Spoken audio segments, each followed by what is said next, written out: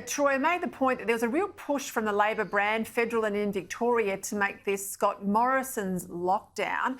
Has Albanese finally woken up to the fact that he'll face the voters in Victoria before Daniel Andrews will? Yeah, it's an interesting point you raised there, Peter. Look, I'm not so sure that Labor blaming Scott Morrison for the Victorian lockdown is going to cut it. There's actually been very little disagreement between the states and the federal government about how they're managing COVID.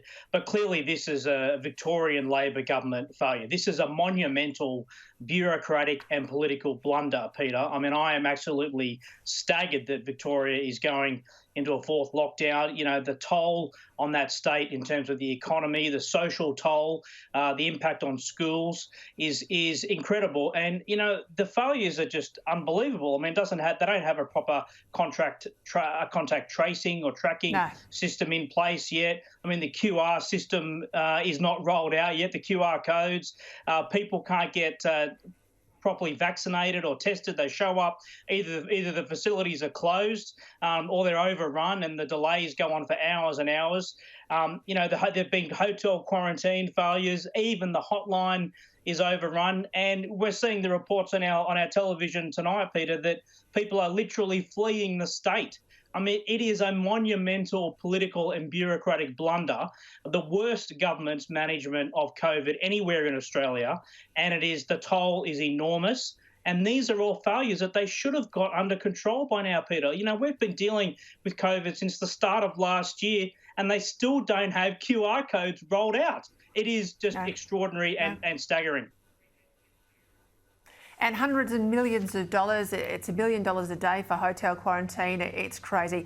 I want to go into some national topics. I want to go to this issue of tax cuts.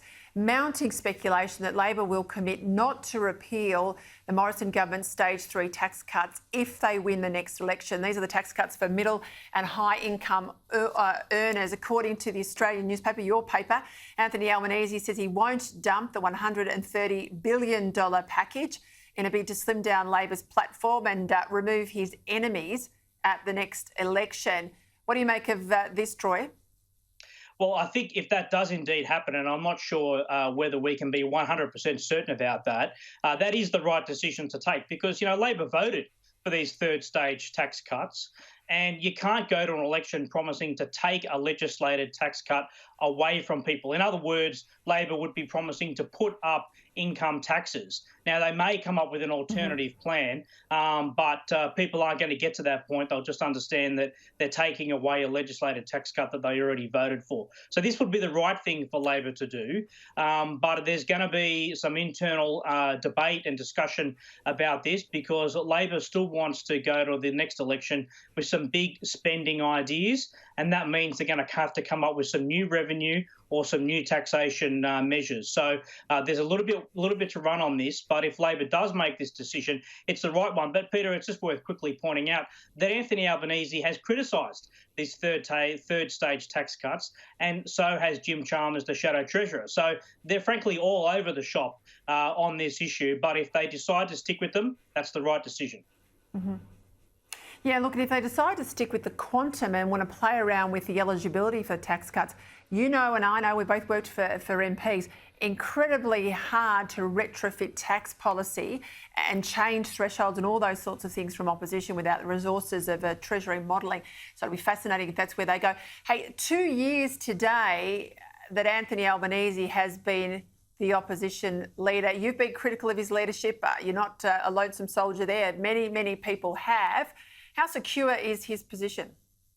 I think he will lead Labor to the next election, Peter. I think earlier in the year there was a lot of jitteriness inside the Labor Party, a lot of discussion about alternative leaders.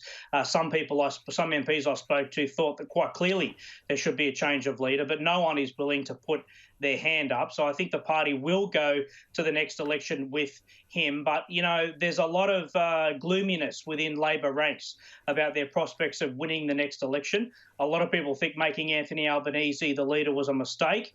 Labor's primary vote has been in long-term decline, but he hasn't lifted it after 2 years. And it's been a pretty dismal 2 years. I mean, his task was to make Labor more competitive and to lift that primary vote. I'm not really interested in the two-party figure but it's the primary vote that really matters, and it's stuck in the mid to low 30s. So the Anthony Albanese leadership experiment has been a failure. There's no evidence that he has made Labor more competitive or more likely to win the next election at this stage.